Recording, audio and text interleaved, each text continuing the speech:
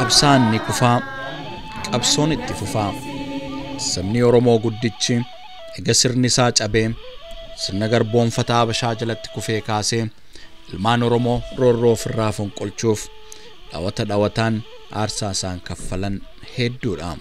Kumaaf kitilaan aarsaa kaffalame keessaa immoo miseensonni adda bilisummaa Oromoo qabsoo bilisummaa Oromoo geggeeffamaa ture keessatti wareegama olaanaa kaffalaa turan, kaffalaas jiru, kaffaluufis waadaa haaromfatu. Buuruma kanaan miseensa gameettii adda bilisummaa Oromoo kan taate Jaal Dursitu Ibraahim Shonkor tasa dhukkubsachuun boqottee jirti. Seenaa gabaabaa qabsooftuu qarree ganamaa Jaal Aliyaa Ibraahim Shonkor yookiin Jaal Dursitu. Jaal Dursitu Ibraahim Shonkor abbaa isii obbo Ibraahim Shonkorii fi haadha ishee aadde Zaharaa Usmaan irraa bara 1967 baha Oromiyaa aanaa Oromiyaa ganda Duwwaa lamatti dhalatte.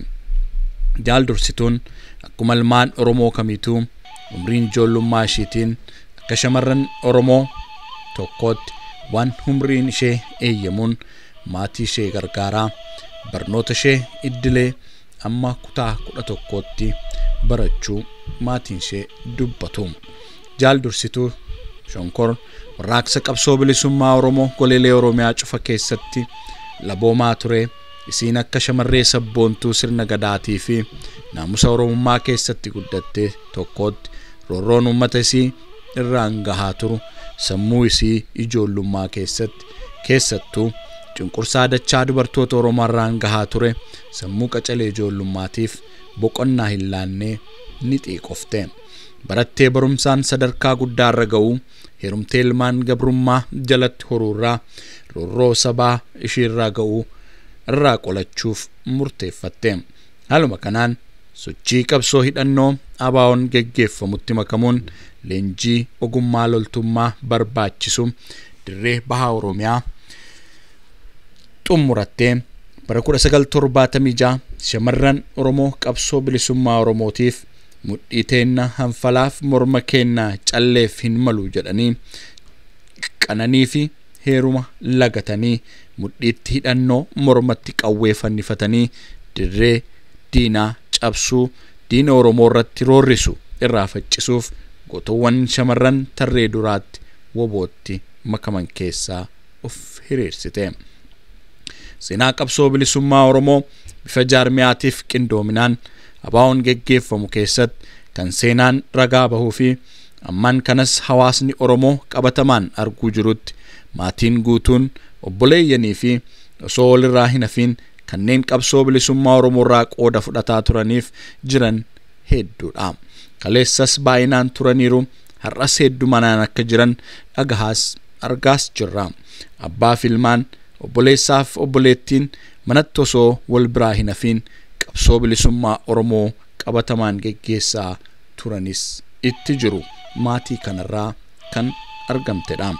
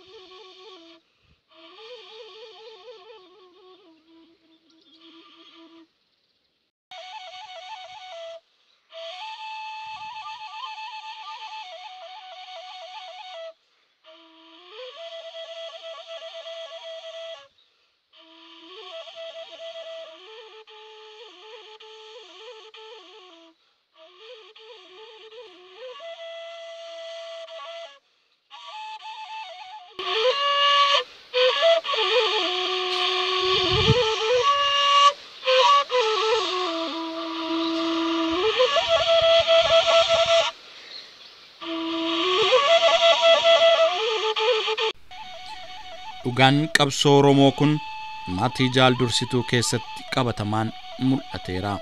Obboleessi Jaal Dursituu Jaal Abdul Hamid Ibrahim akkasumas obboleettiin isii Jaal Kimiyaa Ibrahim miseensota ABO fi waraana bilisummaa Oromoo maatii tokko keessaa jaallan falmaa bilisummaa Oromoo keessatti waliin battala seenanii diina Oromoo kuffiisaa kufaa maatii turanirraa warra seenaan ragaa ba'uuf keessaa isaan tokko. Obboleessi Jaal Dursituu Jaal Abdul Hamid Ibrahim diinaan Oromoo soo kuffiisuu gootummaan akka biraa wareegame jaallanni dubbatu seenaan ragaa baha. Jaal Dursituun akkuma qabsaa'ota kamittuu yeroo adda addaatti haalaan akkan zaliilatee keessatti dirqamoota adda addaa fudhattee gootummaadhaan biyya keessaaf biyyoota ollaa keessatti ciminaan bahachaa turteetti. Qabsoo falmaa dirree keessaa gama hawaasa keessaatti deebi'uun dalagaa jaarsa uummataa kanneen akka Mandheelee fi caalee gargaarsaa ijaaruuf dhaabaan wal qunnamsiisuu keessatti shoorri Jaal Dursituu Ibrahim bahachaa turte jaallan qabsoo isii biratti akka haalaan dinqisiifamaadha. Dirqamni itti kenne mee sirnaan bahachaa kanas geesse ta'uu hanfallee hin turre ta'uu jaallan ragaa bahu. Dhaabni ishee ABO'nis kana mirkaneessa.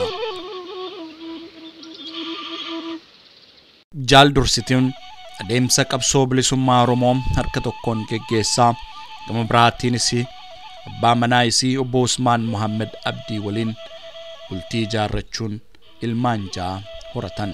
Isaan keessaa dhiira 5 fi dubara 1 yommuu ta'an ilmi dhiiraa tokko biyyuma Ameerikaa jiraatan kana keessatti dhiyeenya kana harka namaatti lubbuunsaa darbuu hawaasni hunduu kan yaadatudha.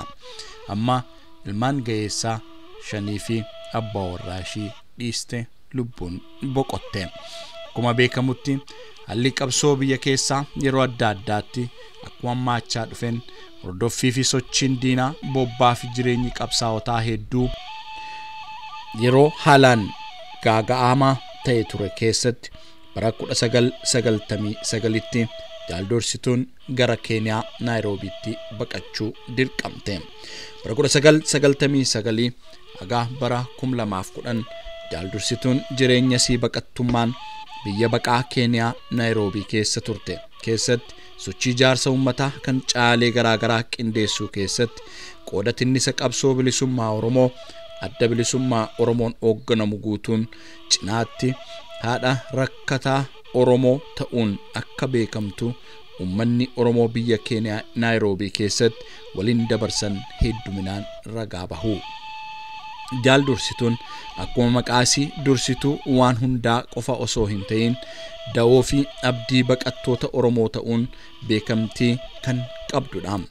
Kan beela'ee isii biraa dhufee kan beela baasaa turtee fi kan uffata qaamarraa dhabee ofirraa baastee uffisaa jiraachuun beekamti.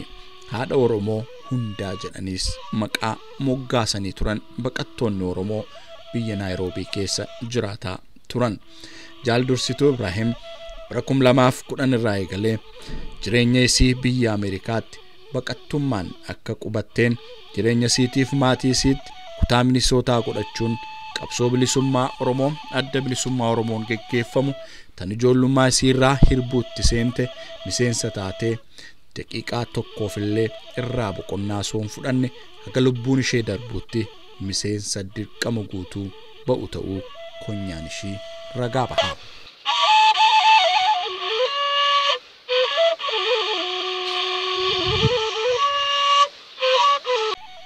Dirqama akka miseensa ABO'tti baatuun alatti biyyoota alaa kana keessatti waldaa hawaasaa qindeessuu geggeessuudhaan mormii sirna bittaa humnoota Habashaa ilmaan Oromoo hidhaa fi iraarsaa jiran mormuudhaaf biyya alaa kana keessatti hiriirota garaagaraa taasifamaa turan keessatti qooda olaanaa kennaa turuu hawaasni Oromoo Oromiyaa xiqqoo magaalaa Minisootaa ragaa baha.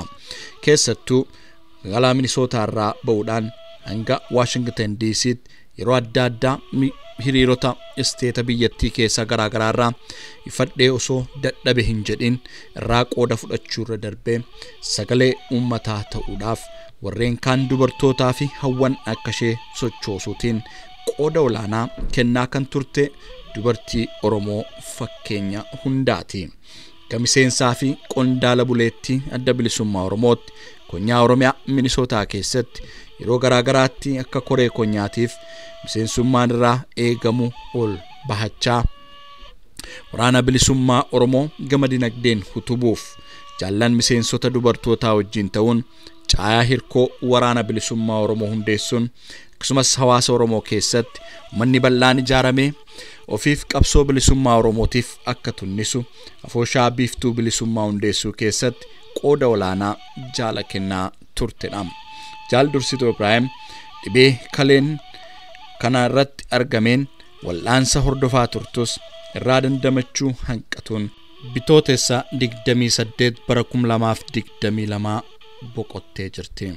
Sirna awwaalchaa Jaal Dursituu irratti hawaasni Oromoo kutaa Minisootaa miseensonnii fi qondaaltonni ABO kutaalee Ameerikaa garaagaraa fi biyya Kaanaadaa irraa baay'inaan irratti argamuun geggeessanii jiru. Abbootiin amantii awwaalcha Jaal Dursituu geggeessan irratti argaman jaallan tun umrii isii guutuu saba kanaaf qabsaa'uu isiitiin jaalala hawaasaa sadarkaa kanaatti horachuun isii Rabbii birattis haqni isiin qabsooftee fi jaalalli isiin addunyaa kanarratti goonfatte guddaa akka qabu hawaasnis yaadachuun qabsoo isiin irraa deemtee bakka bu'uudhaan galmaan ga'uu fi akka qooda isaanii bahatan dhaammataniiru.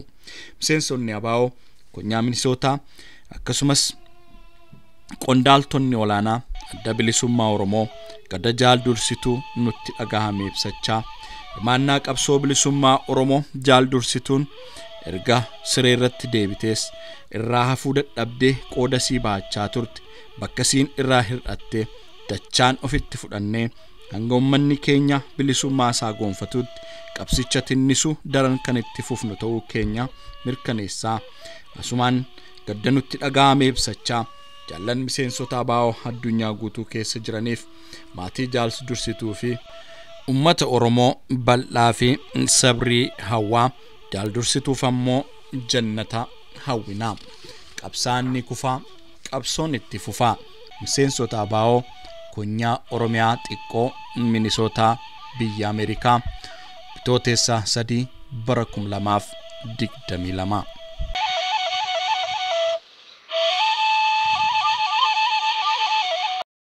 Jaal Dursituu bara baqattummaa biyya Keeniyaa irraa kaaseen beeka.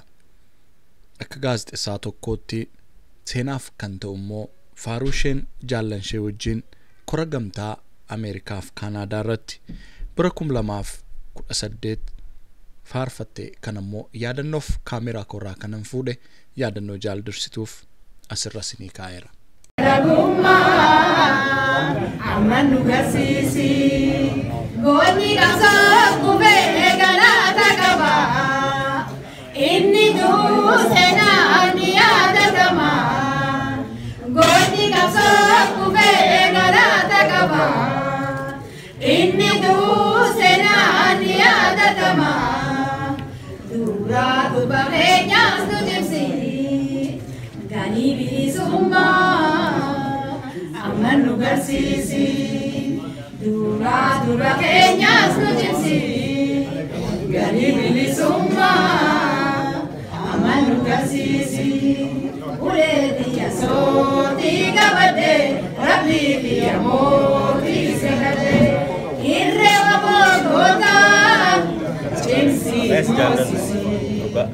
jawada bumba Amanu gasisi irre wabogota chimsi mosisi chidawada bumba Amanu gasisi irre wabogota chimsi mosisi chidawada bumba Amanu gasisi